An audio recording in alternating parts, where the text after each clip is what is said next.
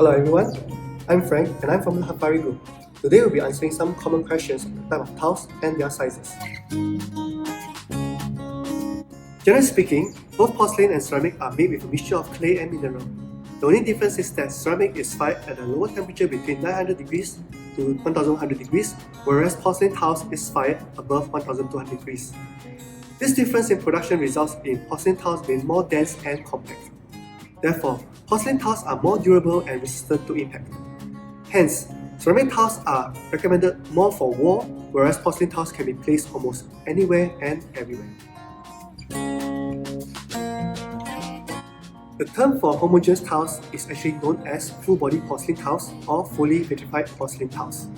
The word homogeneous is used as a description where the color and the grain of the body runs through the entire thickness of the tile. All porcelain tiles can be used for wall and floor provided that the surface texture of the tiles is suitable for the area of usage. This, however, does not apply for ceramic tiles that are designated for wall usage.